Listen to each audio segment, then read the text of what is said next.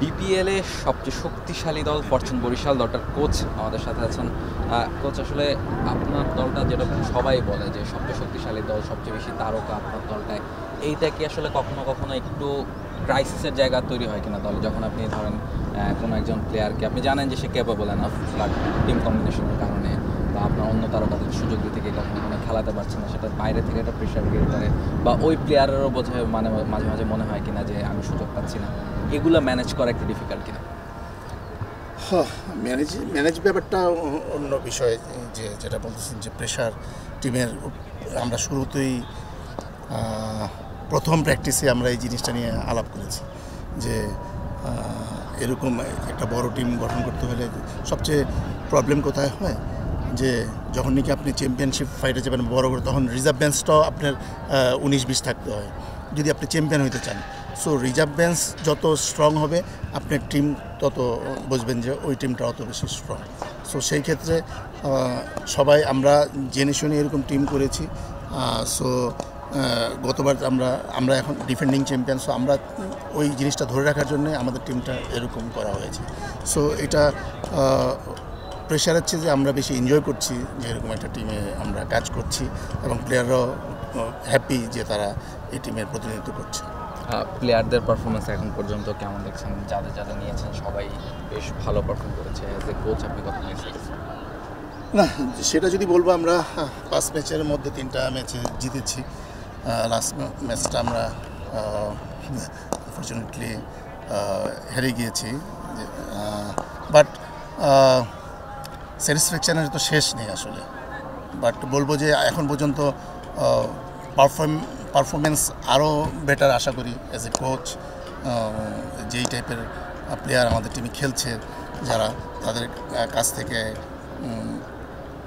বলবো যে তারা তাদের 70% খেলছে এখন পর্যন্ত।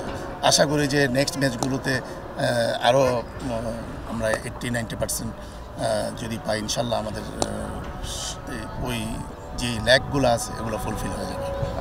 রিশাদকে আমরা দেখেছি যে প্রথম ম্যাচগুলোতে তিনি সুযোগ পাননি, তারপর তিনি সুযোগ পেয়েছেন, পারফর্ম করেছেন। তিনি পাকিস্তানের ফ্র্যাঞ্চাইজি লিগেও ডাক পেয়েছেন। তার পারফরমেন্স আপনি কীভাবে দেখছেন বিপিএল? হ্যাঁ, রিশাদকে আমরা শুরুতে খেলাইনি, কম্বিনেশনের কারণে পরে আমরা রিশাদ খেলছে। বাট অবশ্যই রিশাদ যদি বলি যে রিসেন্টলি খুব ভালো ক্রিকেট খেলছে, দেশের ফরও খেলছে এবং ফ্র্যাঞ্চাইজি লিগও ভালো করছে। সো অবশ্যই আশা করি যে রিশাদ আরও দিন দিন আরও ভালো ক্রিকেট খেলবে, যেটা নাকি ওয়ার্ল্ড ক্রিকেটের ফ্র্যাঞ্চাইজি, বিশেষ করে টি20 টিমে লেগ স্পিনারদের অনেক ডিমান্ড, তারা উইকেট টেকিং বোলার। সো আশা করি যে সেই জিনিসটা আমরা রিশাদের থেকে আমরা আরও ভালো এখানে আশা পারবো। আমরা এবারের বিপিএলে দেখছি যে মানে সবচেয়ে বড় ম্যাচ হচ্ছে রংপুর আর বরিশালের ম্যাচ। দুইটা ম্যাচই বেশ দারুণ ফাইট হয়েছে, একেবারে শেষ হওয়ার পর্যন্ত ম্যাচ গিয়েছে। সেই জায়গায় আপনাদের হয়তো কিছুটা আনফর্চুনেট, আপনারা সুহান যেভাবে ব্যাটিং করেছেন, কিংবা রংপুরের প্লেয়াররাও আসলে দারুণ ফর্মে আছেন। এই যে একটা দুইটা টিমের মধ্যে আমরা বাইরের ফ্র্যাঞ্চাইজিগুলোতে দেখি যে দুইটা টিমের মধ্যে একটা রাইভালরি তৈরি হয়, সেটার কারণে দর্শকদের মধ্যে বাড়তি একটা উন্মাদনা কাজ করে। ফলে এই যে রংপুর আর বরিশালের যে এক্সট্রা একটা রাইভালরি তৈরি হয়েছে, সেটা কি আলটিমেটলি বিপিএলকে আরও বেশি মানুষের কাছে পৌঁছে দিচ্ছে কিনা? না, অবশ্যই এরকম যদি এই প্রতিদ্বন্দ্বিতা না বাড়ে, সো যদি এক পেশে খেলা হয়ে যায়, সো অবশ্যই দর্শকরা মজা পাবে না, দর্শক আসবে না মাঠে। সো এরকম শুধু রংপুর আর বরিশালের মধ্যে না, আরও এরকম আরও সবার মধ্যে সবাই ওই প্রতিদ্বন্দ্বিতা দরকার, যে তো খেলারও মান বাড়বে, দর্শকও খেলা দেখে মজা পাবে।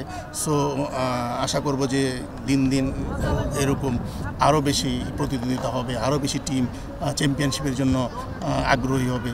সো এটা হলে আমাদের দেশের ক্রিকেটের উন্নতি হবে, এই টুর্নামেন্টেরও সৌন্দর্য বাড়বে। লাস্ট কোশ্চেন, মানে বাইরের মানুষ তো বুঝতে পারছে যে এই দুইটা দলের মধ্যে রাইভালরিটা তৈরি হচ্ছে, প্লেয়ারদের আসলে মেন্টালিটিটা কী থাকে যে এই ম্যাচগুলোর আগে, বা প্লেয়ারদের মধ্যেও এই মেন্টালিটিটা আছে কিনা যে এই টিমটার সাথে আমাদের ফাইট হবে বা এই টিমটার সাথে বেটার পারফরমেন্স করা? দেখেন, প্লেয়াররা যদি বলে অনেক সবাই প্রফেশনাল, সো তারা ওই নিজের টিমকে নিয়ে চিন্তা করে, হ্যাঁ, সো তার টিমকে কীভাবে জিতাবে, হ্যাঁ, তার পারফরমেন্স নিয়ে চিন্তা করে, ওইসব নিয়ে তারা এখন ভাবে কম যে ওইটা বড় টিম, ওইটা ছোটো টিম। সো এরকম ভাবার এখন আর সেই সুযোগ থাকে না আর কি। Thank you.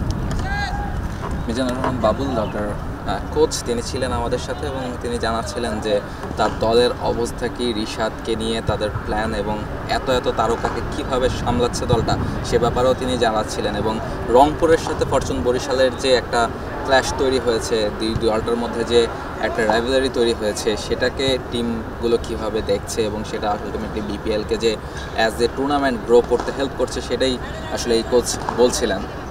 Bangladesh premier league 2025, 7টি দলের জমজমাট লড়াইয়ে মাতবে পুরো দেশ। দেখতে চোখ রাখুন টি স্পোর্টস নেটওয়ার্কে।